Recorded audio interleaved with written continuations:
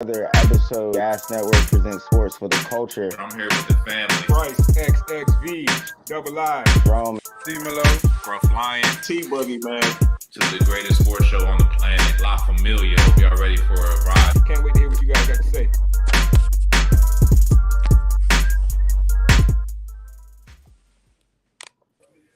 Yeah, you know what it is. You know what it is, man. It's your boy Young Rome 22, and I am tonight's host of Sports for the Culture. We got a lot to get into, man. NBA playoffs, and as I always say, you guys come for the sports, you stay for the culture. So we definitely going to touch on some interesting topics this evening for you guys. But before we get into anything, let me introduce the fellas real quick, and I'll start with the top left. What up, man? Scruff Line. Good ass sports. Man, y'all know who I rep, man. You know how I gets down. Feel me? Shout out to my Sixers. We turned a game where we was looking like we about to go 3-1 last game potentially.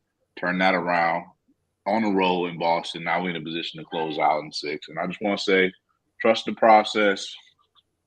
Fuck the critics. You feel me? Yeah, man. Philly fans are feeling real good in this moment, I'm sure, as they should, though, as they should. I'm gonna switch it to a man who's probably not feeling too good after his basketball team just lost, quite literally, man. But I'm gonna let him talk about that. I don't want to speak on it for him. Go ahead and introduce yourself, my man. Hey, T-Boogie, man. Gas Elite, AAU coach. Yeah, we just took an OT loss, man. My fourth graders went out there. They fought back, came back, only gave up 2 points in the second half. And I can't ask for more than that.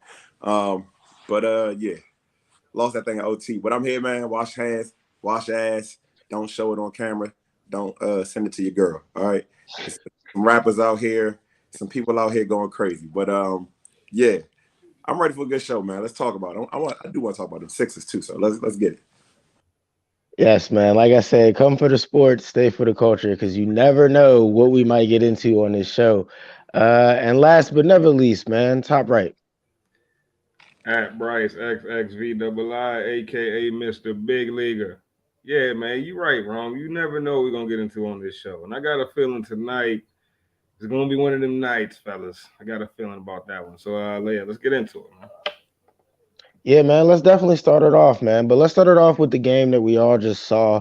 The Sixers and the Celtics, man. It was pretty much a blowout from start to finish, man. The Sixers had control of the game the whole time. So I'm gonna go ahead and start with Scruff, man. I know you're feeling good. You got the shades on right now, the hat, you know what I mean? Like you looking like you vibing, man. Your team just won, so speak on it. Yeah, well, I've been rocking this shade since last week, and you feel me? It's the same way because I don't see y'all haters. You know what I'm saying? That's how I feel. But really, I'm happy to see what I seen in this game. You know what I'm saying? We went up early. We had set the pace of the game. I think that was the most important thing. I think we were looking at a situation where we carried some momentum. You got to think about the momentum. And I think the biggest difference in the game was that Joel, he took off his knee brace. He was feeling more comfortable. And Doc Rivers came into the game, and he was talking about coming to the game, and we ain't going to have no emotional terrorism was the term that he used. What that means is you going in and you having a clear head and you going in there and good to just play ball, bro. Just like you playing at the LA Fitness. You know what I'm saying? You got to come in with that type of energy. And that's the type of energy the team came out with. And I almost got into my man Doc. He playing the bench. Didn't even know he knew he had one. So that's great. You say you can't teach an old dog new tricks. That's a new trick from Doc. So I'm proud to see that as well. But yeah, right now Sixers in the driver's seat. I wouldn't get too far ahead of myself because this team has a tendency to do that. But I will say this: PJ Tucker might have saved the season. That when he went to the free throw line, he got up to Joel. He had gotten his ear, and he basically I don't know what he told him. But we got that rebound. We had that kick out. And he trusting his teammates. We trusting the process over here. So I'm feeling good. Driver's seat right now. But you got to handle business. You can't go home to your home court. You're in a position to close out. So you got to go on the home court and you got to continue to be relentless. We're going to see what Boston's going to have because they're going to give us their best shot. That is facts. They're definitely gonna give you their best shot, and you don't want to get too far ahead of yourself. Bryce, I'm gonna have you jump in here, man. Like, what do you think? Do you think this was a defining moment in the series? Do you think the Sixers kind of have this wrapped up now, or do you think Boston still got some fight left? It was definitely a big win. I think Game 5 is the second most important game in any 7 game series. Obviously, the most important game is Game 7 if it gets to that. But Game 5 it comes pretty close, right? Kind of decides, like Scruff said, who's in the driver's seat, and Philly is right now. I watched that game. I saw the first quarter and some into the second quarter, and then I saw the half of the third and the whole fourth quarter. And Philly controlled the pace of that game. Like that game was played at Philly's pace from the jump off. Uh, and Boston looked sluggish the entire game, bro. Like Philly jumped out to an early lead. Boston came back one little time, and from the rest of the game, it was just like, it was like a cat and mouse game. Philly was almost playing with them. Felt like Boston was sluggish, bro. Like they might have had a lit night last night, man. It might have been a turn up in Beantown last night. I don't know, bro, because every single Boston player was off.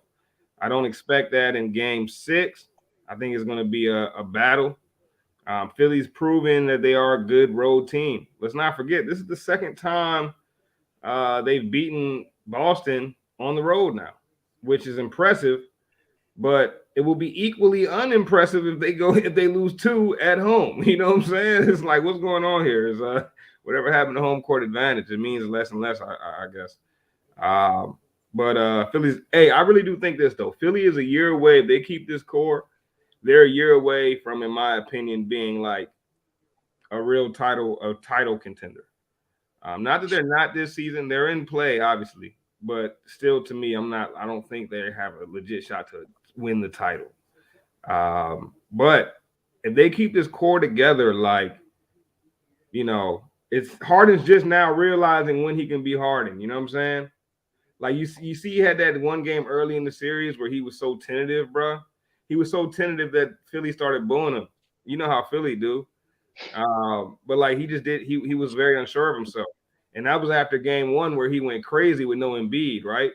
So it's like as Harden continues to like figure out like how he can be Houston Harden in spurts with Philly, they only gonna get better. Maxi's only getting better. Man, that core stick together, man. They're gonna be something legit. And so I hope they stick together so we can see what they can become. Yeah, I feel you. Yeah, I I think say the we Sixers. about 21 days from being a title contender, but I feel you.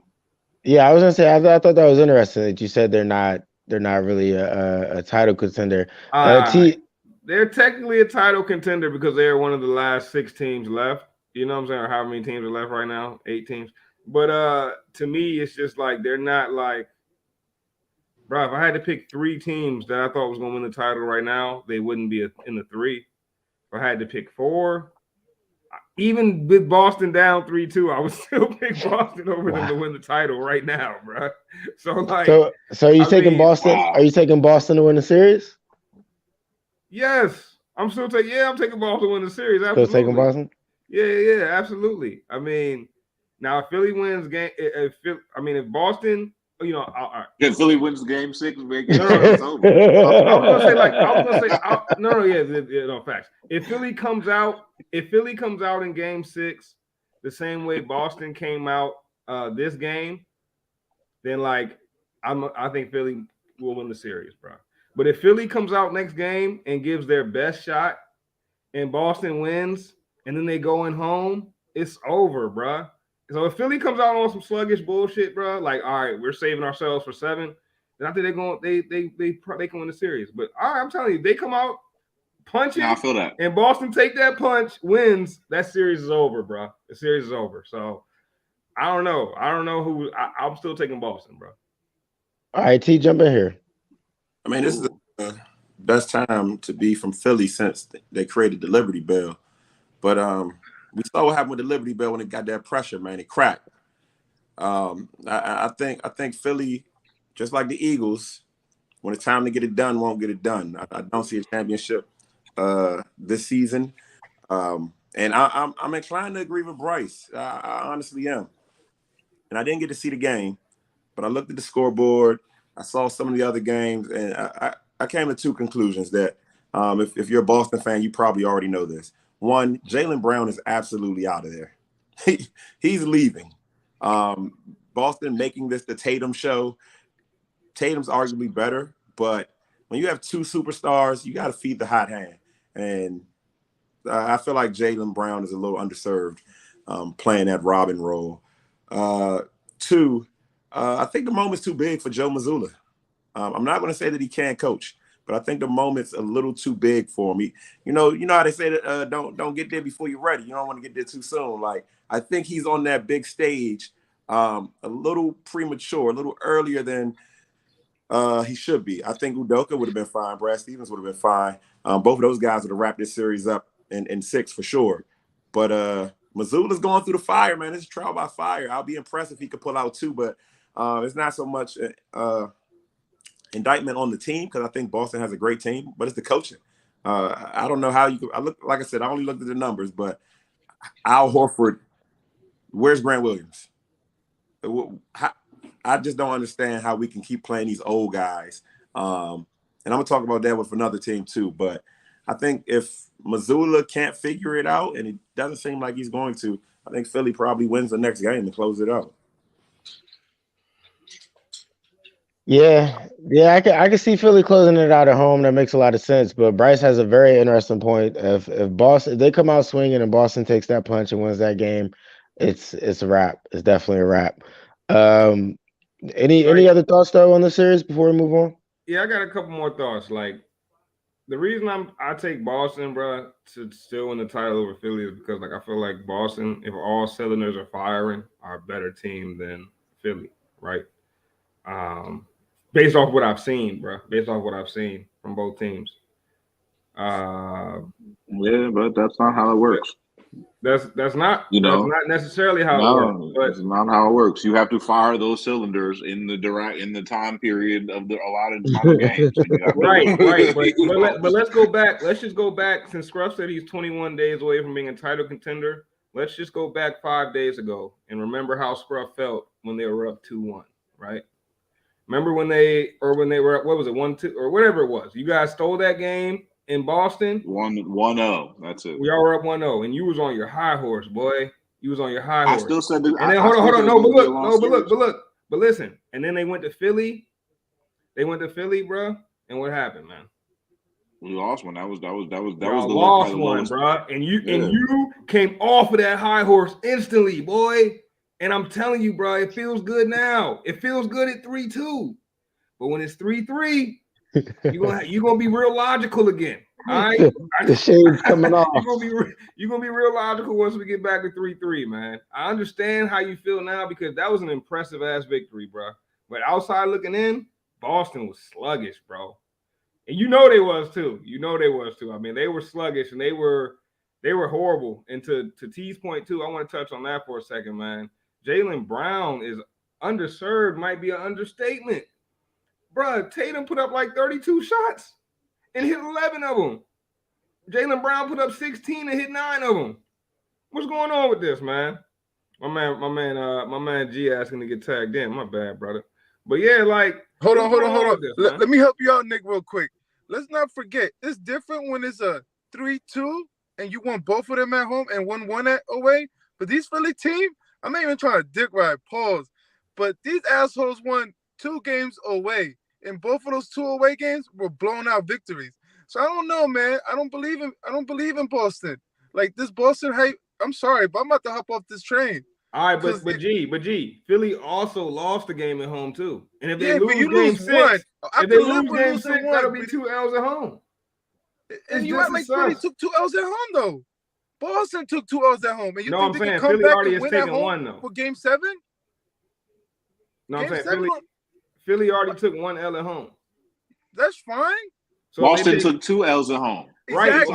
Right. So if Philly loses game 6, they would have taken 2 L's at home, right?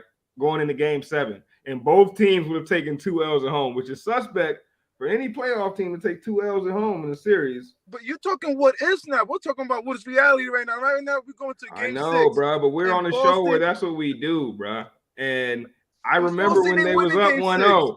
I remember how Can't Scruff win. was You feeling when can't, they was up bro. 1-0. All right, I remember that. Look at the start of this game, right? Since you guys didn't, I don't know who watched it, but the start of the game, Jason Tatum didn't score 1 point until like the last 5 minutes of the first quarter. His first 4 points came out of free throws. Yeah, I don't know what's up with Tatum, man. Jason Y'all Tatum still didn't think score Tatum until better his than 7th Brown, shot. yo? Who think Tatum better than Brown, yo? I think I'm the only one that thinks Brown better, but I still think I Jaylen think Brown is Brown's that guy. better. In I a think great Brown is game, better too. Brown's better. I think Tatum is more skilled, you know what I'm saying? But Brown is more athletic. He's a better defender, and he's more of a dog, bro. Yes. I mean, look, we've seen two superstars play together before, right? And one left, and he was actually ended up better because who thought T-Mac was better? So Jaylen Brown Good point. That's a good point, bro. Oh, shit, I didn't even think of that. So he could truly be better. And to your point, he is more of a dog. He is more athletic. Tatum is more skilled. But I feel like it's Jaylen Brown isn't in the role to carry a team. I know what Tatum looks like in that role. I'm curious to see what Jaylen Brown will look like in that role. I don't even know if Jaylen Brown leaves and gets that role. He might leave and go play with somebody, and he's still in the same two slot. Like, yeah, that's a good point. I don't know, bro. I feel like if Jaylen Brown get his own team, there's two players in the league I want to see get their own team, bro. One is Jaylen Brown, and two is Klay Thompson, bro. I want to see both of them players. Nah, not Klay Thompson. Man, bro, stop, bro. I want to see it, bro, because Klay Thompson is one of those players that's stuck in the shadow of a player who's arguably who is an all-time great and arguably, well, you know, top 3. You know what I'm saying? I want to see what Klay really is, bro. I want to see what Klay is with the reins off, bro. I got to do everything. Bro, I'm the one that has to keep us afloat at all times. Where was Klay in the past game? Like, come on. I was going to say that's what you're not realizing, Bryce, is that Klay is not the same Klay as before. Today's Klay is not the same as yesterday's Klay or the Klays of the championship runs. This is already a beaten down version of Klay Thompson.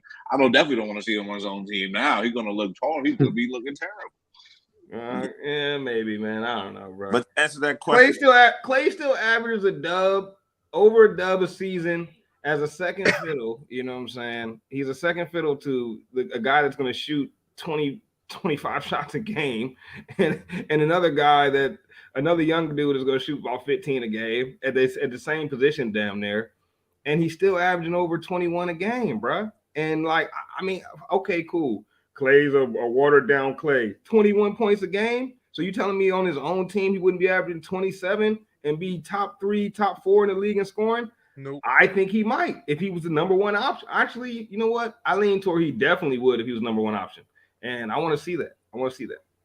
It's too so wait, now. you don't think if Klay was a top option on the team, you don't think he would average more than he's averaging right now? No. I don't know how he would play in a different. I think in a different system, it might be a different. Okay, all right, bro. How many more points do you think he would average if Klay had his own team? Like 3 to 4. Like I can see him in the 25 range. All right, you don't want to see Klay Thompson leading his own squad, averaging 25. Maybe he got role players around him, build around. I just want to see what it look like. Like Bradley Beal on the Wizards. It's basically. Might. I don't think. Maybe. But hey, when Bradley Beal had some pieces, they were a decent team, man. Got to give him decent at home. Playoffs. Play-in. The play-in. Playoffs. All right, in a playoff series. All right. Play-in. Hey, well, look at this question right here, Booker or Tatum, man. What y'all think about that? Right now, I'm going Booker. Right now, I'm going Booker. Tatum. Booker been crazy hot the last couple of games. Booker is, and I got the Suns tonight. Booker's playing at Kobe levels, if not surpassing Kobe levels, and that's great in a vacuum. But I've seen Booker without KD, and I've seen Booker without Chris Paul. He can't carry a team on a nightly basis. He can't. Maybe this series, right? This playoffs, he's transitioning into a guy that doesn't need a KD, or he doesn't need, like, he can be the guy. But if it's based off the entire body of work, no. But right now, Booker's the best player in the league. Right now, Booker's playing like one of the best players I've ever seen touch a basketball. I see what you're getting at. Like it's kind of reminiscent of that time T.J. Warren had that wild run. Not to compare the two players, but you know what I'm saying. It was like, wait, T.J. Warren. He's saying it's a moment. He's saying it's a moment. He's not saying. I get what you're saying. Now, I mean, maybe this is where he realizes, like, I'm a great, and maybe going forward. But looking back, no, he's a guy, but no. But enough of those moments, really though, one of those moments can propel you to top 5 level, at least to the public. Like, look at Kawhi Leonard, bro. And I don't want to say he hasn't done anything since that Toronto run, but he hasn't done anything since that Toronto run.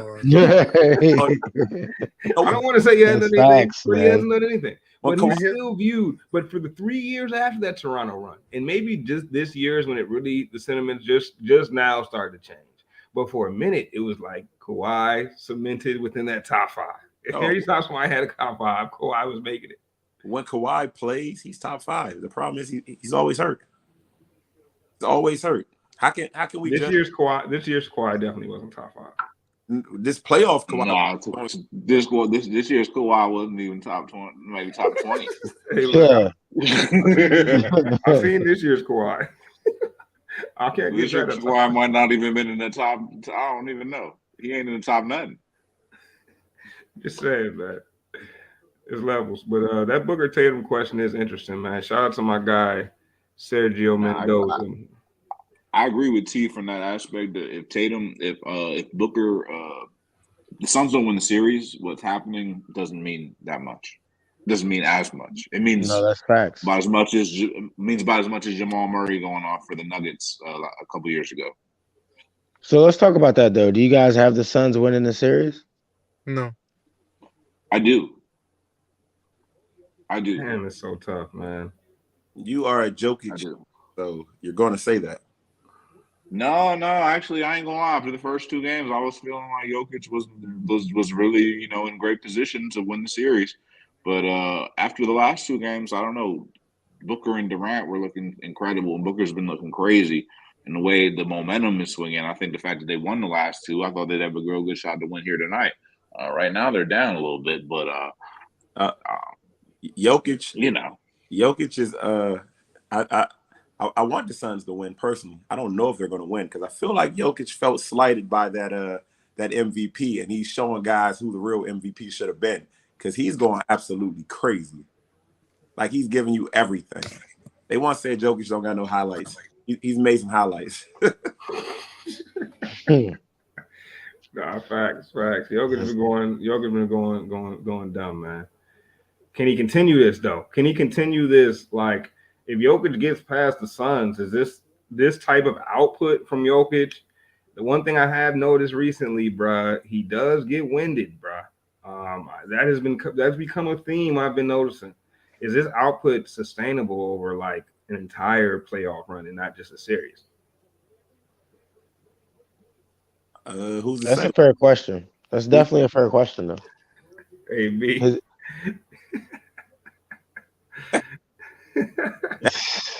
That is the man that said he didn't have any highlights, but I don't know. Last game went for 53. The game before that, he went for 30, 17 to 17. Like, they talk down on my man.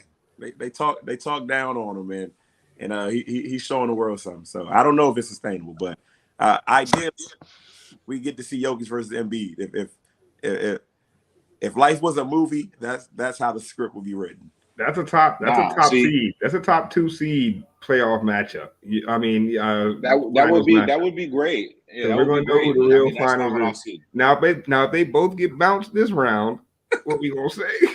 Damn. That means they're the same guy.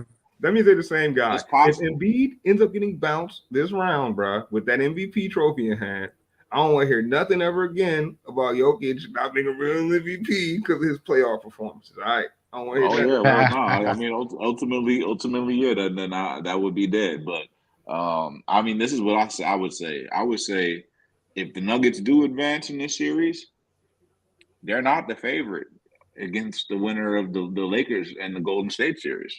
With all due respect, and that's not trying to be a slide on Jokic. It is what it is. And if he wins on, he'll be slighted. He can take that underdog shit all the way to the fucking chip. That's gonna be the narrative they're gonna be singing about this guy. He's underdog. They've been underrating this fat guy from Europe. You know what I mean? Like, I think if the Lakers get through, the last team they want to play is Murray and Jokic. Like, I don't like the matchup. Anthony Davis cannot do nothing with that guy. Boy, Anthony Davis is so much more athletically gifted. Actually, plays defense than Jokic. Jokic doesn't play deep. That was the defensive play of the year last night. That was a defensive play of the year. What he did to Steph Curry, bro, with 10 seconds. What Ant Davis did defensively against Steph Curry was something that I don't think any big man in this league could do. I don't know if there's anybody in this league that could do that besides Anthony Davis. I thought it was bad offense more than it was great defense. But the bad offense you speak of, like to our conversation from last week, that is Steph Curry's game, bro. So it's bad offense, but it's the bad offense that got that man the Under Armour deal. You know what I'm saying? Like, no, I thought Steph was indecisive there, right? I thought he couldn't decide, should I try to shoot over him or should I try to go past him? And he over dribbled, but it is what it is. It definitely he had two looks. AD strapped him twice, bro. That's what's impressive about it. It's like not that he strapped him at the buzzer. It's the fact that he strapped him the first time. The ball, Steph Curry, the rebound comes off, and Steph gets the rebound somehow. And AD's back at the top of the key and got to guard this man again. I know AD is probably like, damn, bro, I just strapped this man up. And he strapped him again, bro. He strapped that man again. I said, oh, AD back, bro. AD back. I thought Steph should, but AD back for one. T said nah. T said it wasn't good defense. Steph just made the wrong play twice. Maybe that's what it was, bro. Maybe the man just made the wrong play twice. Oh, Steph made like plays in under a minute. My man grabbed the ball, instead of calling timeout, he throws it backwards out of bounds. Like, you might see that on Gas Elite AAU, but to see that in the pro, that's insane. That's called getting strapped. That's called getting strapped by someone that's 7 feet and you're 6'1", and this guy is moving laterally just as quick as you. There's nowhere you can go, bro. There's nowhere you can go. All you can do is try to shoot over him, and then he's got the longest arms in the league, bro. Crazy closeout speed and arms. It was straps, bro. In the three, and he should have just drove because AD was playing for the jumper. He should have just blew by him. Anthony Davis is like a created character, fictional character. Like, come on, bro. Like, he talking about he should have just blew by him. Like, Steph tried to blow by him at one point. AD was like, no, he didn't. He didn't try. What's up, bro? He tried. What's up, bro? To shoot he didn't try. Hey, AD mirrored that man. All right, he mirrored that man, bro. No, but on the real though, give me the Lakers in the series versus the Nuggets, bro. Because you know what I'm saying, I feel good about the Lakers' defense. Their defense from the end of the season carried over into the playoffs, and it's led on Anthony Davis. And I'd say you throw Davis on Jokic, and you throw Vanderbilt on Murray, and I'll just take my chances with the rest of them guys. No, look, the Lakers are up because the Warriors are paying for the sin of doing nothing with James Wiseman. Like, you have that's a sin. It was a sin, bro. Like the basketball guys, it was a sin, bro. You got a decent big man and refused to play him because you said he wasn't ready. Refused to defend to the G League, and now you have no one that can defend Anthony Davis. Not a soul. I think it speaks to philosophy or strategy. I don't know if it's organizational. Doesn't seem to be organizational. Otherwise, organization wouldn't be putting assets into this. So maybe it's a coaching thing, and maybe T, you could talk about this. But it seems to me that Steve Kerr doesn't have trust in his young guys. He's not giving them the minutes. I think that's part of the aspect with Kuminga and them other boys. He's like, and Wiseman, he wasn't giving them enough minutes and stuff like that. That's another. You know what I'm saying? Why are you playing Draymond so many minutes when you have Kuminga? Mm-hmm. I don't get it. I don't get it because. But don't you think he trusts Draymond more? I don't. Well, Well, that's yeah, because you got to right. think about Steve Kerr, bro. Steve Kerr is actually never a coach. I don't know if he coached at some level before he became the Warriors coach, right? But he came into a winning team right away. He never experienced losing at a high He level. used to be He the never 2K got a voice. chance to. He never developed young players. He never did any of that. He came straight from 2K. Wasn't he the 2K voice? It didn't used to be Steve Kerr and Marv Albert. Remember? I don't Like he know. came from the 2K voice, and then Mark Jackson was the new 2K voice. I think Kerr. I think Kerr can coach. I think he's learned him. I think it's an issue of trust, like you say. He didn't not trust like Tom Thibodeau. You know, trust the young guys, right? Like if I'm gonna lose, I'm gonna lose with my guy, right? And to be fair, Dre, Clay, and those guys got him rings, so you're gonna go down with those guys. That's just probably part of being, I don't know, morale, right? Showing that you guys did this for the org, I'm going to play you. But Clay absolutely has been unplayable at times. Draymond has been unplayable at times. I don't know what the rotation is with Gary Payton and Moody and Jordan Poole. I don't know how he's rotating these guys. I'm a little disappointed in the rotations. Steph is begging for someone to help him. It should have been Jordan Poole, but Jordan Poole can't seem to play with Steph for whatever reason. They can't. They play the same. They play the same games. He's like his Yeah. son. He plays the Nah, game the I same mean, way down there. I don't know if I'd put it like I that, but think yeah. I think Jordan Poole lost his edge, bro. I think he lost his edge, bro. Honestly, I feel like, man, he on the verge. I mean, he's stealing checks, bro. He stole that check early. He got his bag. Nah, he got his bag, and now he's not playing the same, bro. He got an attitude. It's a sense of entitlement, it seems, and I think maybe that's what the whole Draymond shit might have been rooted in, because he was like, "Yo, you acting like, you know what I'm saying, like."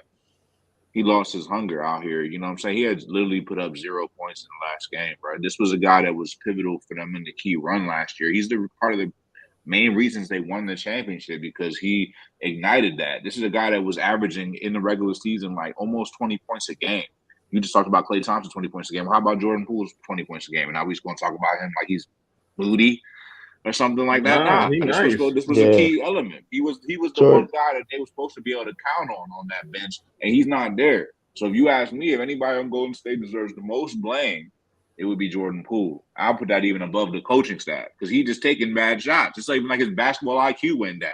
Why are you shooting from 3-4 feet behind the free throw line, bro? Irrational confidence, bro. Game. It's like his attitude's not the same. Though. Like that's the Warriors game, and that's a miss and make game, bro. Like, bro, it looks great when everyone is swapping threes, bro. It looks great, but like threes are shot at a 30% clip in the average in the NBA for a reason, bro. That shit is low percentage, no matter how you look at it. And I didn't think the shot, the one that you're referring to behind the 3-point line to end the game, I didn't think that was a bad shot. That's a Warrior shot. If he hits that, everyone loves him, bro. So forget I said that, but how about you just paid this man, I don't know what the dollar figure it is, but did you just give him a large sum of money? Right. And did you see he Draymond? Just had 0 points. He just had 0 points in the pivotal playoff. Draymond dribbled the ball out of bounds with 5 seconds left, bro.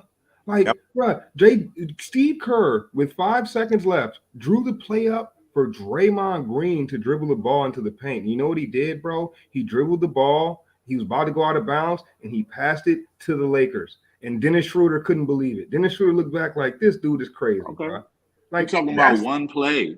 You're talking about one play in a vacuum. But I'm saying, no. What I'm pointing at, playing like horseshit. What I'm pointing to, though, is the nature of play of the Warriors, bro. This is what I'm trying to get at, bro.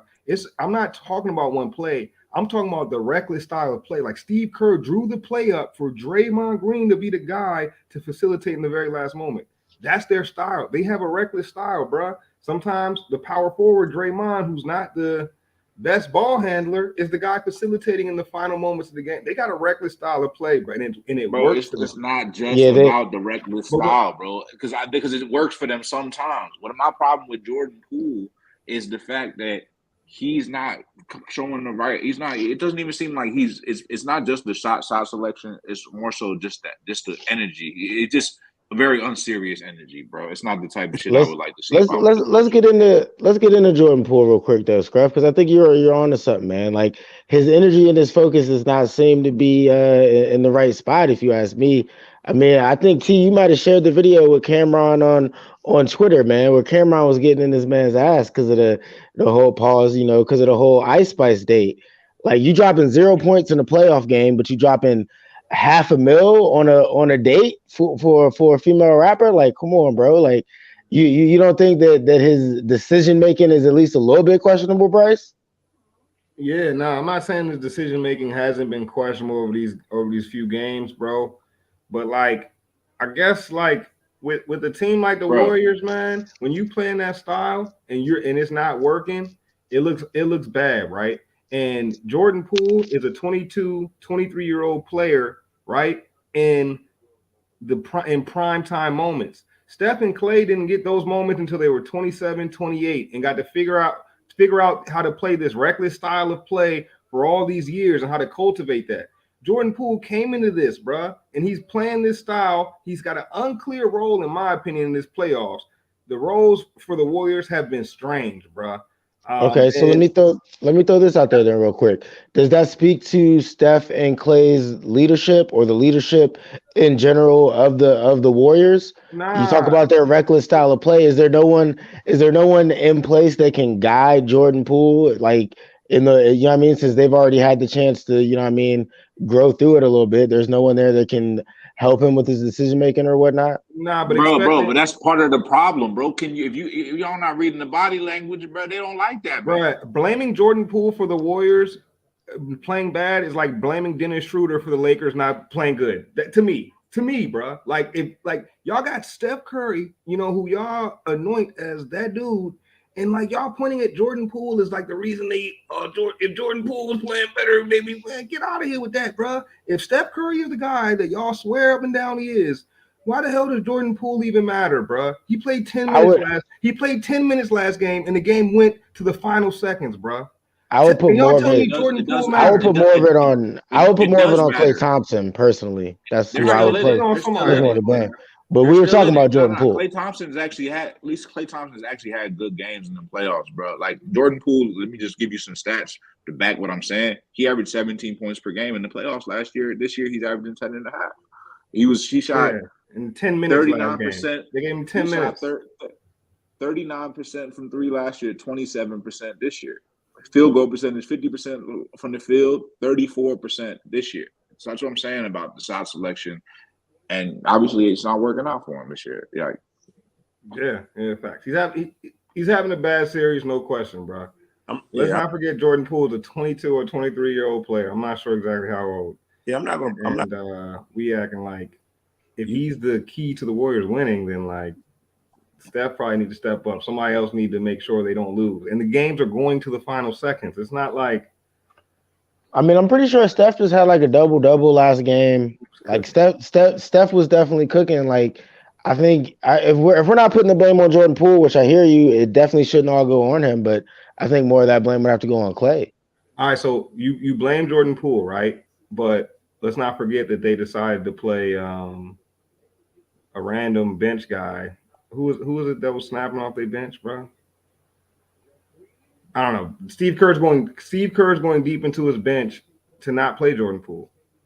I mean, that's on Steve Kerr, bro. If Jordan Poole gets 10 minutes, how many points are you expecting? I mean, if you get 0 points, how many minutes are you expecting? they've been Good playing. point. Good point. It's a cause and effect. It ain't one or the other. They've been Like, you playing. know what I'm They've saying? been He's not playing hitting those Peyton. shots. They've been playing Peyton over Poole. So, Also because he don't play no defense. well, that's the thing. Yeah, none of them play no defense except Those, it's That's not true though. The defense be the Draymond played pivotal defense. reason why they won. The defense was the pivotal reason why they won last year. all three of those guys, you need to. They play better defense than Jordan Poole. But the problem with Jordan Poole, like you say, he's young, bro. He's playing with like if his shot's not falling, he doesn't seem to affect the game. So I understand why Steve Kerr's not playing. It was like, what are you giving me that they can't give me if your shot's not falling? I get it, but as a coach, sometimes you got to give a guy confidence to shoot through a slump.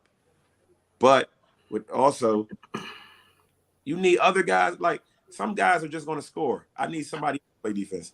Play Kuminga. I just don't get it, man. And you talking about who can guide him? The guy that punched him in the face? Is that the guy supposed to guide him, punched him in the mouth, knocked him out? You know what I'm saying? Hey, So well, that was part of the reason I brought up the question. Like, is there what's the leadership structure with Golden State? Like, that doesn't sound like a solid organization if from the outside I'm a, looking I'm a, in. they got I Andre. got a hot, I got a hot take on this though. Andre Iguodala, yeah, whatever. So this is the problem, bro, and this is why I think this will be the ultimate downfall of the Golden State dynasty, and it's the same reason why I thought that they would. I'm gonna go ahead and I might be wrong. Last year, I thought they was gonna win another chip. They might not win another chip. It might be the downfall because basically once it Y'all seems like guarantee once you Stephen, guaranteed it. You guaranteed it, boy. You was on it. because I thought so highly of the development and the young core that they had. It doesn't seem like they have any faith in passing it down. The culture is not inhibiting of their growth. So it seems like once Steph and Clay are out of there, the Golden State's out of there too. They don't have no next future. You know, I don't see it no more. I disagree. I think they have enough young pieces to carry the torch, but as a coach, you got to decide: am I going to transition, Bro, or am I going to you die gotta. the old dogs? And Steve Kerr's choosing Draymond and Clay. Like when those guys play, they can sit, but you know it's hard. It's hard to sit those guys. Bro, when you got the torch and you running with it, and you got to get you the guy that's supposed to be getting the torch, and you just sitting there waiting for the torch, you're gonna get tired. You're gonna put your hand down, bro.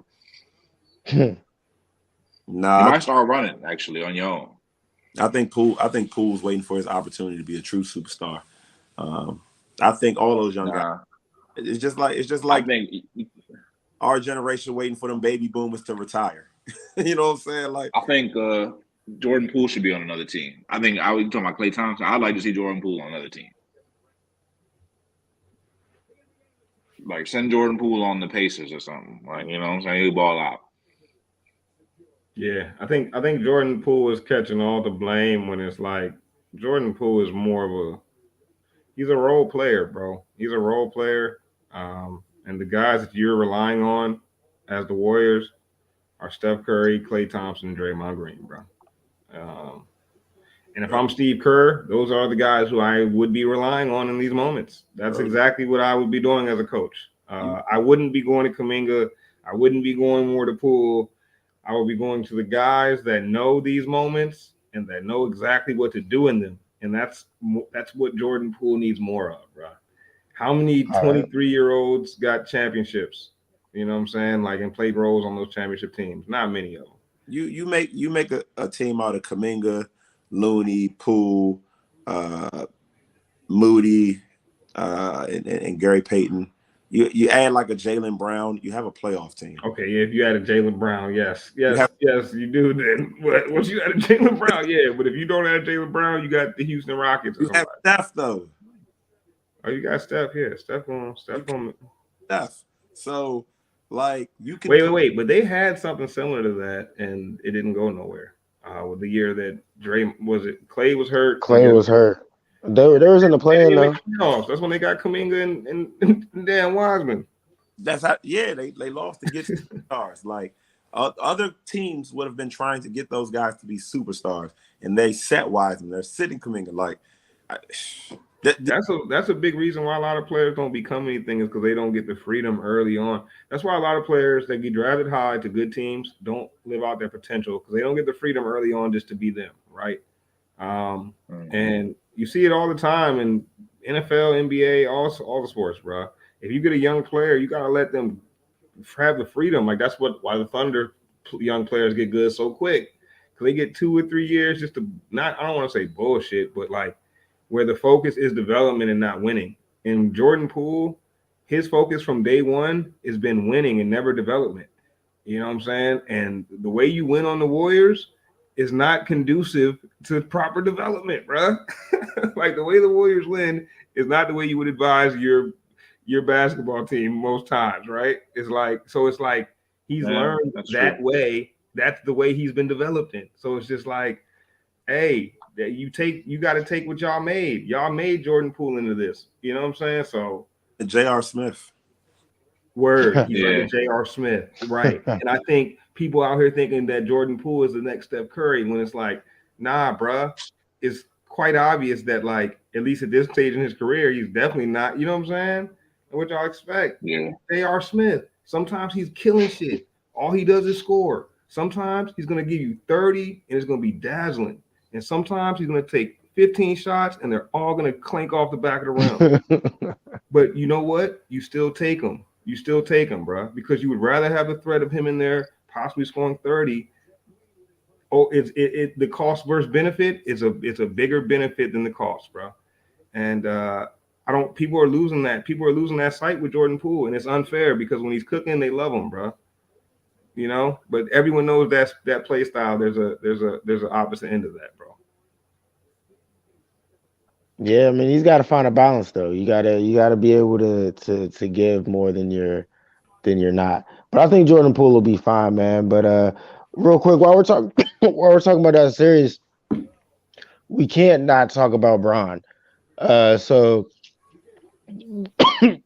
what would a fifth championship mean for LeBron? Honestly, depends on how he gets it. Depends on how many like iconic or historic moments. If he ends up having to lean on the other guys, uh, a ring is a ring. That's always going to help because the next generation not going to know. They're going to look at the stats. But um, if he goes out there and he puts the team on his back, he just further increases his I guess his stance as the greatest of all time. I mean, if we're being honest, he's gonna have to lean on AD for this to come to fruition. But yeah, I think I agree with you for the most part there, T. Scruff, what are your thoughts? What would a fifth ring mean for the legacy of LeBron? I mean, it means a lot. I mean, at this point, I'm done. Trying to compare him to Jordan or anything like that. You know what I'm saying? So, I think if you was, trying to do that, I think it would be, oh, you're one closer to Jordan or whatever the case may be. But I just say it as, hey, look, he's still great. He's still playing at a high level. Needs the right roster around him. I think it would be big. He's definitely top. Top three, maybe top two players ever play the game. You know what I mean? Yeah, yeah. All right, Bryce, what are your thoughts on this? Damn, bro. Fifth ring for LeBron in this fashion, 38 or 39 years old, bro. Damn, bro. That man legit ran the league for a whole dub, bro. He ran the league for 20 years if he gets this fifth ring in this fashion, bro. It's 2023. He was drafted in '03, right? That's Yeah. a full dub of running shit, bro. Like, Yeah, it's wait, longevity. hold up, bro. Like the context I have to like put that in changes, I think, if he gets a ring at any moment in the rest of his career playing a leading role. Like if he gets a ring as like a fourth guy, you know what I'm saying? It don't mean nothing. But like if he gets this ring, somehow gets the finals MVP, to T's point, has a memorable moment. Think the chase down block, right? Think who know who say he has one. Yeah, it's gonna be real hard not to like compare him directly to Jordan, bro. Because the way Jordan had, like he got the six rings and he never lost, you know what I'm saying, in the finals. He was perfect in them. Like if Ron get the five and he ran the 20-year period and he basically had a chip like every 5 years. You know what I'm saying? Like there's no 5 year span that he don't got a chip except the first five. Like that shit start to look kind of crazy, bro, when you look at like 2 decades of dominance. I do want to say though, it do look crazy, but also he's traveled from city to city, land to land, searching for these rings. He's What's also wrong with that though? well, other people didn't do it.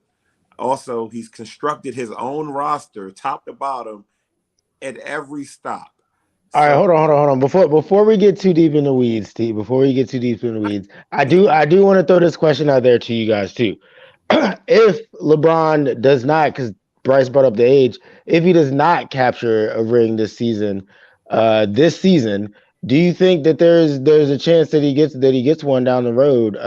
Also, like Bryce alluded to, not as the third or fourth man, as in some type of leading role.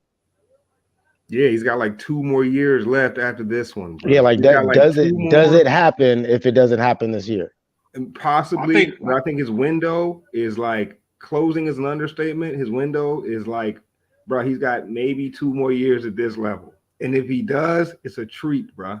Like what he's doing right now is basically what Brady is doing in NFL. Like if you like compute the two, you know what I'm saying? Because it's like the NBA is so much tougher on your body than playing quarterback is in the NFL. You know what I'm saying? For 20 years, so it's like yeah. it's very comparable. This shit is amazing, bro. This shit is unparalleled. What LeBron is doing.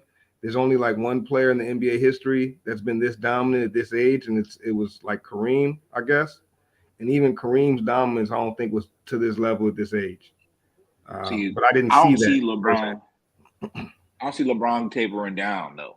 My thing is if LeBron's playing in this game, and he's healthy enough to play, because the way he's a byproduct of the fact that you know we have better technology, we have better health. We have he's also a freak athlete, so he's been able to stand the test. If he's playing out there and he's healthy, he is an all star. And You know what I'm saying? And your team has a chance to win a championship. he's also not playing with Kwame Brown.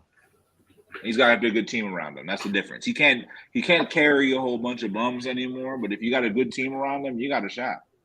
He's Yeah, I mean, if he's gonna win a chip this year, AD is gonna have to stay up. AD can't have one good game, one disappearing act, one good game. Like Yeah, AD is gonna have to have like at least a consecutive stretch of games somewhere in the next couple series. yeah, let's not act like this like Lakers team is like really that good like on paper. I guess some of their parts has proven to be a pretty good team, but right, I mean it's LeBron and AD. Like it's no yeah. all stars on that team. It's no I mean D'Angelo Russell, I guess we could say it's kind of like a fallen star. He at one point he looked like he was a budding star, tapered off, never became what it looked like he could become at one point. Who else? Rui Hachimura. I mean, that's T's Yeah, favorite Hachimura, player. I that get is. it. That's T's guy, but they got Jared Vanderbilt in there. Like, so I guess They're serviceable, bro. They're serviceable, serviceable. They're young. They're serviceable. athletic. But when Their we're talking defense, about like when we're they can talking about shoot. like when we're talking about like taking points away from LeBron because of his team, you know what I'm saying? Oh, he can't do it without a team. But this team ain't nothing to be like, you know what I'm saying? If you take LeBron off this team, are they a playoff team? I Yes. don't think so, bro. I don't think so. I don't think Bro, this I team. don't know how you can say yes, T. They were a playing team with LeBron. They were a playing team with LeBron. So you take LeBron off and you're saying that they're better? I think He tripping, bro. hold on, hear me out, right? You take LeBron off the team, that opens up a lot of salary to bring in someone else. Also, I think if you take LeBron off the team, AD is a much happier basketball player. He seems to enjoy the game when Bron's not on the floor. Like, I personally think Bron's not a fun guy to play with. I feel that way. No one likes to play with ball dominant players.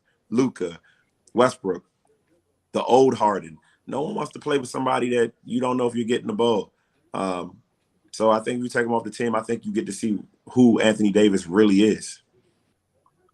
He talking about like he played with LeBron or something. Nah, but He's think about it. you said AD is happier when LeBron is like are you like Like the so you man, like they got a chip together, and T think he happier playing without him.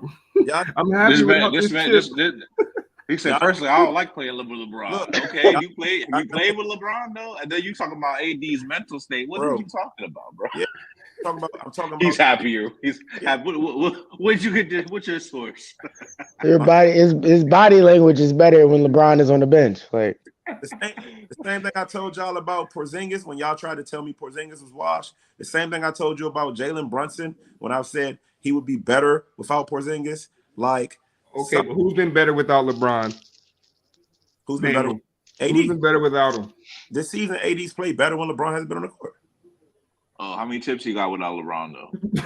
That's the problem. Who has been better? Who has been better without LeBron, Hold man? on. Honestly, in history, take How AD many, out of it.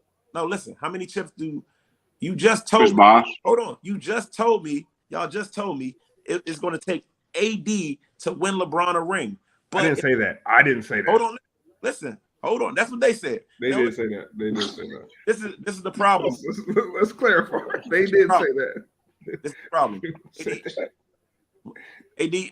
No, Rome said that. Hold on. If we're clarifying, what I said was he's gonna need to lean on AD. LeBron's not gonna carry this team to a ring. Right. So check me out. So if you lean on AD and you get a ring, LeBron still gets all the praise. You lean on AD and you lose, it's AD's fault.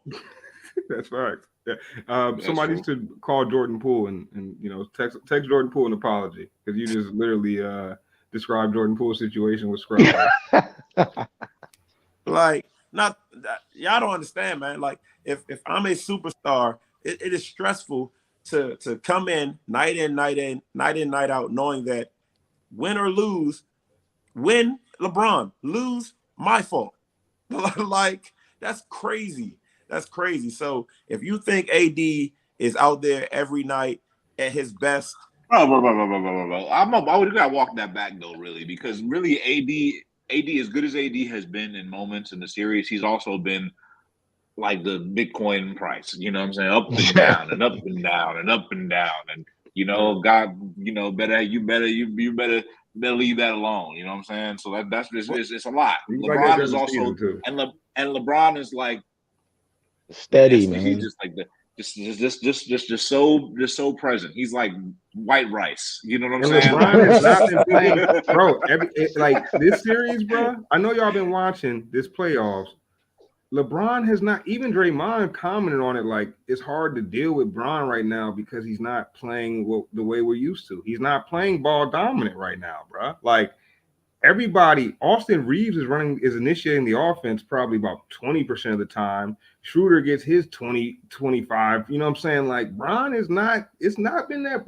LeBron has significantly changed his play style. He's in the post way more.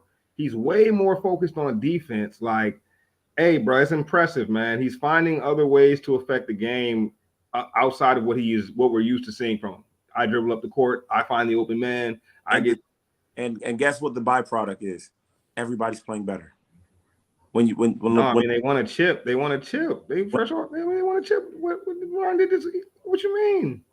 They went on a run. They did win a chip, right? The same way LeBron hasn't won in LA for AD. AD hasn't won in LA for LeBron. All right. That's right.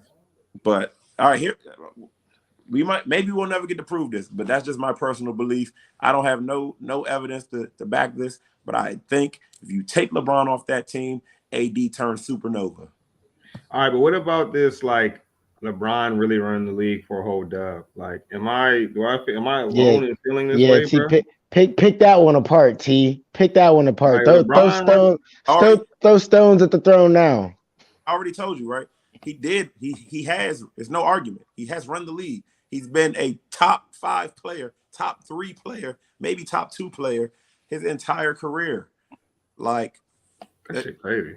Yeah, I'm not arguing with that. But what I am saying is, within that success, he might also be one of the best GMs of all time. He's found players to put around himself to win games. He's the only player so far that's been allowed to GM their own team. When Kobe tried to GM his own team and get Chris Paul, they said no, sir. Yeah, that's facts. They said that's too dominant. LeBron said, let me get a D-Wade, let me get an AD, let me get a Kevin Love, let me get a Chris Bosh. Bruh, Kevin Love was an all-star. Kevin Love was a 20 and 15 guy. Like, he was going crazy. So who else has got to pick their team? KD. That's it. KD gets killed for it. I think LeBron's gotten killed. LeBron gets killed for it to this day. Yeah. Right, come on, man. KD hasn't. That's LeBron's. But look, they crawled, so everyone else now can walk and run. All right. Moving forward, no one's ever gonna get killed for that. You know what I'm saying? They took them bullets. They took them bullets for the rest of the NBA's future, bro. Because now all these dudes can come up now. They can team hop. It is cool, bro. It's nothing. It's the norm. But Bron and KD will get blamed for it forever because they did not start the trend. Let's be honest, bro. If you really trace this trend, it was destiny. It was only a matter of time. It just got younger and younger and younger for the Yeah, it team got to younger. I think was gonna about it. say. It started with like That's the old facts. heads, right? The first one I remember Karl Malone was the and Gary nah, Payton. nah, nah. The first one I remember was the Rockets. They brought in. They had Yeah. no. The matter of fact, Charles yeah, Barkley. the first, yeah, they had Barkley. They had all them old dudes. They had Drake. They had Damn. everybody, bro. Then after that, you know who did it next, bro? The Raptors tried that shit, bro. They had like they had Hakeem Olajuwon. They randomly had like Charles Oakley and like a couple other old dudes that were just trying to throw something together. And then after that, the Lakers tried to do it. Gary Payton, Karl Malone, all these Hey, dudes. low key Celtics was though, like, let us try. And the as Celtics a are the one. They weren't that young when they did it, but they were the one when they did it. They started popping shit. They was like, yeah, we did this and we the best. We the best team ever, bro. They were talking like, yo, we the best team ever. Ain't nobody effing with us. And guess what? We ain't scared of LeBron. We don't care about nothing. They were talking crazy, and LeBron like, wait, that's what everybody doing? And it was a matter of time before it reached his age group, bro, because Paul Pierce, Kevin Garnett were just one, you know, yeah, one generation generation up. above them. You know what Yeah. I'm saying? So it just kept passing time to the generation, bro. The copycat league, and eventually it'll get back to the guys that lock in with one team and go on a run. I mean, Steph's doing it. Giannis is playing tough with one team. I don't think. Dame. You know what? It won't change back T until it's proven that method is actually the best way to win. Because right now it's proven that the team hop and combine the team real quick method is the best way to win. Bro. But that was to my point with earlier I was saying about the Sixers. They get one more year under the belt with this same core because eventually, bro, having that same team from start to finish, you end up being stronger than a team that's just thrown together, even if It's you're just not as good. talented. Yeah. I mean, look at the Suns right now. Kind of just trying to throw it together. That KD effect, man. Yeah, and like the league has become that. But wait till a team. It's going to take a coach and a team with a system, bro, that comes in with a system and with players that are dedicated to. Really, it is the Warriors, right? Yeah, I It was is the gonna say Warriors. It is what the Warriors are. They are a team where I don't think all them players are like top 5 talents of all time, except maybe Steph, right? But even him, someone may I debate mean, that, right? we're gonna have to get into the Warriors again though, because that's why I asked that question about the leadership structure though, man. Because I don't know, and I think Scruff alluded to it. I don't know if it's getting passed down, the way that it probably should be for them to stay a powerhouse. Yeah, because no one likes to hand over the crown. Yeah, no one wants to give over the keys to the car. Yeah, man. I would think it would take a Steph to pull what LeBron's doing and move to Clay's role, and Clay to kind of move to maybe a bench role. 100%. But that can't be. That's not going to be for Jordan Poole. All right. So it's going to have to be for a Wembanyama type guy. Not saying it has to be drafted that highly, but a guy that shows that he's that level of player. You know what I'm saying? And it's going to take a lot, but it probably won't happen, bro. I don't see like them handing the torch over and the next crop of youngins going crazy. Steph being the old master splinter walking with the young turtles. Nah, I don't see that shit happening. That's the point. That's my measure of disappointment. And maybe it's me. Maybe I didn't see things right. But I'm like looking back and I'm like, yo, I had so much high hope for the next level, that was that master splinter. That's what I had seen. I don't see it no more. Well, the problem with it is, offensively is offense, but you're really done when you can't stay in front of the guy in front of you. When you can't defend, you're done. Steph was never an elite defender, so it's gonna be rough to stay a superstar or stay the top dog. I don't think they could duplicate it. I thought when I saw Jordan Poole doing what he was doing last year, had me feeling like they could duplicate what they were doing with Steph and Clay, right? And the other question was, can they duplicate what Draymond does? And it seems like they don't even. And I thought maybe Wiseman could be that. I got a question, yo. On the team though. Hey, I got a question though, bro. If you had to put your life on it, either way, bro, you got to put your life on it, life or death. Is Steph retiring with the Warriors or is he not retiring with the Warriors? If you had to put your life on it, bro. I would say I I would would put say my life on if he's retiring with the Warriors. retiring. Yeah. There's no way I'm Yeah. putting my life on it. Nope. No, but you got to put on it either way though. So you would say Yeah. you Yeah. put your That's what life I'm on saying. that. There's no way I'm putting on him retiring with the Warriors. I'm putting on it him being somewhere else. Boy, Steph gonna be in Seattle, the new expansion team. I think it really depends, man. I don't know Steph's sentiments on his own legacy, but like it could really get to a point where the team and the ownership is saying, "Bro, you got to take a step back," and he's saying, "Nah, I'm still him." You know, he could certainly want to pull a Ray Allen and link up with LeBron, or I don't know, but I wouldn't bet that he stays. I wouldn't Ooh, either, that's bro. interesting. But that's interesting because especially us talking about like them handing over the guard, right? Obviously, we can see Draymond's the first one to get pushed out. You know what I'm saying? But like next obviously going to be Clay, and we know who the last would be if he were to ever get pushed out. And it just makes you wonder, like, bruh, based off the landscape of sports and especially the NBA, like, is this man even retiring with the Warriors? Who was the last guy that was really that guy to retire with their team and not play with another team? D-Wade. Oh, No. D-Wade played for the. It had to be Duncan. That's It had to hard be in Duncan. NBA. And it would have to Yeah, be probably Duncan. Duncan. Yeah. Kobe, Dirk, Duncan. Yeah, Duncan and Kobe would probably be the last two that you could say, like, I mean, shit, shout out to you, Donis Haslam. You feel I mean, me? you're right. Like, You're that's a right though. peak. Yeah, but It's Johannes definitely Haslam's not that good, so it Yeah, makes it a it's little different. shout out it's to him. definitely Shout out to him. rare air though. It's even So it's harder for a definitely bum to do. I shouldn't say bum, but it's even harder for a bench player to do that. All right. I mean, I think something. it's easier as a role player. It's either justify 2 million. It's hard to justify 30.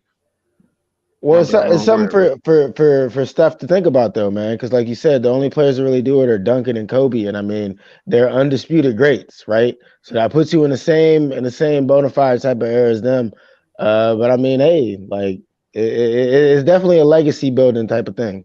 Wrong. You on to something, bruh. I think in like 5, 10 years, we're not gonna just talk about like who's the top 5 players. We're gonna have a whole nother list for the dudes that just stuck it out on one squad, bruh. Like that might be where the conversation for our generation starts going to one day. Like, yeah, but Dirk was on one team. Like that might become a talking point when you start discussing who was best in hindsight over the next 10 years. You know what I'm saying? That's an interesting point, bro. Well, that's the point I'm making about LeBron running the league for 20 years. You know what I'm saying? Jordan Yeah. didn't get to go say, "Hey, I'm about to go play with Hakeem." You know, Kobe didn't get to go say, "Hey, man, you know what? Let me link up with Rasheed Wallace and in the gang." Like, Yeah, that would have been crazy too, though. But yeah, fellas, man, before we end this, man, we got a few things we could get into, man. Lots going on in the world. Lots going on in the world. We got rappers getting into crazy beef with their ladies. Robert De Niro's approaching 80, having babies. You know what I mean? Like, what do y'all want to touch on, man? It's a lot we could get into today, man. Robert De Niro, when I think about it, because how do I do what he did? Like what? Like how do I pull that? You know what I'm saying? 'Cause I wouldn't mind having a kid when I was 79, 80. I think step one is get rich. Okay, I'm working on. I think that's step one. That might be step one of one. Yeah. Well, I think step two, one makes. Right. Step one is get rich. Step two is have a bed. Gotta make a movie where my son-in-law milks a cat. And then step 3 is you gotta stay around, women that are in the fertile, you know what I'm saying, demographic. And you know what I'm saying? Step 1 makes step 3 easier. You're right. And 2, you have to have a bed. You have to have money to start a bed. Step one makes step 3 possible. All right, not easier. It makes it at all possible. You ain't seeing no 80-year-old dude that's broke walking around with anything under 75. Well, that's a fact. Well, whenever you see an older fellow that's like maybe like pushing, see an older fellow that's pushing 401k, you know what I'm saying, territory where he about to start collecting on that shit, and you see a young PYT with her, she probably with him for the money. You know what I'm No. saying? I don't care if a dude, an 80-year-old dude, if his girl is 60, he got money. All right. If you 80, you pulling 75 and up, and however young you're pulling tells me how much money you got, my good man. All right. Every year under 70, that's how many thousands you got. Hey, I mean, How if we many tens keeping of it, thousands you got. if we keeping it all the way real, man. If you 80 and you're healthy, you probably have a little bit of money. Like, let's be all the way real here, bro. 80 is a tough age. Like let's be serious. Not necessarily, but yeah, I feel you. You could That's die at pretty any minute. funny. Yeah, I mean, like a lot can happen, and you got to stay healthy. Health isn't cheap. I mean, how young is the John? She under How 45. young is That's a fair question. I mean, she got to be able to push one out. So Probably under 50. At least under 50. Well, I think that's a money question because either way, I think she's right. She's in it for the retirement fund. Yeah, she's vicious, man. Thinking, let me look it up, man. I mean, I think it helps to also be iconic, though. I mean, my man has had some crazy movie roles. Yeah. Yeah. I mean, I guess she in it for the movie roles. I don't know, man. Like, This man got children. This man had movies in 1976. His oldest child, he won. black and white films, bro. My man was in Wait. black and white. T, how old was his oldest child? 51. Wow. Yo, you 51 and your little brothers. You got a 3-year-old little brother. Yo, that's crazy, bruh. Imagine your granddad like just having like you have a 2-month-old uncle. Like, or how did that even, I don't even know. Would you call him uncle? Like he are you holding your uncle? Like, didn't reveal the woman. oh, that's definitely money then. That's definitely money, bruh. Low key, I'm just reading this article. It says he has like it says he has like 3 different baby moms, and he might have had a wife, a baby with the wife, and then the girlfriend, and had another one with the wife. I don't know what the order is. There's a lot of vague information here, but it seemed like he doing what R. Kelly was trying to do, except with older women. What, bro? What? Hey yo. He got them trained. He breeding them over there. What the grooming them is the word they using in the streets. They grooming them. Yeah, you said that man goes to the. Should a 80-year-old be allowed to be a dad?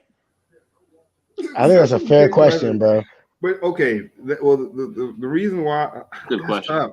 I don't think an 80-year-old should be allowed to be a single parent. All right, but a dad. That might be messed up. But you got people that can walk into a place right now and become a single parent overnight. You know what I'm saying? But like, should an 80? Let's take it 5 years old. Let's say an 85-year-old. Should they be able to walk in and like get a baby or get like, you know what I'm saying? Like, should a 90-year-old be able to walk in and like they shouldn't get a baby? License. Yeah. Man, I've been saying for years, on the road. I've been saying for years, you should have to retake your driver's test the moment you hit like, I say 65, but I'll give it 70. 70, you need to retake that test, bro. And every 5 years after that, your ass need to go right up to the NBA. But I don't know, because between 65 and 70, a lot go down. That's a fact. Those are between 70 and 75, even more goes down. Bro, the more I watch people and I watch how people age, boy, 65 to 70 are some pivotal years, boy. The only more pivotal years than that are 45 to 50. The way people change in those spans is crazy, man. Like, I don't know, man. Nah, I think you on to. I think you on to something like 20 to 25. 30. That's another one. 20 to 25 is another one, bro. Wow, yeah, not every 5 years. They say every 7 years you're supposed to go through some crazy change, but I think you on to something though. Yeah, every 5. That 20 to 25 is crazy. I was thinking of, bro. Like, that was literally the next one I was thinking of. But I guess since we getting older, I'm thinking older and looking at how older people are aging, because one day it's gonna be me. And I'm Nah, like, I was damn, I bro. was 20-year-old Rome and 25-year-old Rome is almost night and day, bro. Word, but I mean, yeah, and that that's 13 to 18, pretty crazy too. bro, Yeah. yeah, yeah, yeah. Yeah, yeah. That's the But it's like original one. Everybody know seeing about that one. somebody like it validates it, especially when you see somebody in that age group and you haven't seen them in over like you ain't seen them in 5 years. Like you ain't seen a 20-year-old. If you got a cousin that's 20 and you don't see him again until they 25, you be like, what the fuck? Like, you know what I'm saying? But if that same cousin is 25 and you don't see him again until 35, you it's like, you know what I'm saying? It's kind of like, I don't Yeah. know, bro. It's not as dramatic, you know what I mean? Nah, yeah. I think it's the front end of them deck. You know what I'm saying? Them numbers, like you. It really is. Oh, just pivotal, boy. It's pivotal, man. So, hey, like my man T say, wash your hands, wash your ass, and drink your water too, man. Take care of yourself, man. Put your health up there. Make it a priority in some way, shape, or form, man. Some way. Yeah, maybe you'll be healthy enough to still be, having babies at 79 like Mr. De Niro. I wish that for all of you, brothers. I I don't wish know. that for you all. I'm trying. Don't wish Hey, that on me. I ain't gonna do it. Viagra is he's probably gonna get the bag from Viagra on a side note. But Endorsement deal. You got the Viagra NIL deal coming in the mail. yo, that's crazy. But yeah, nah. Anything anybody else want to get off before we get out of here? Nah, man. All right, fellas. Well, you know how we end every show, man. As always, sports for the culture. Sports for the culture. Sports for the culture.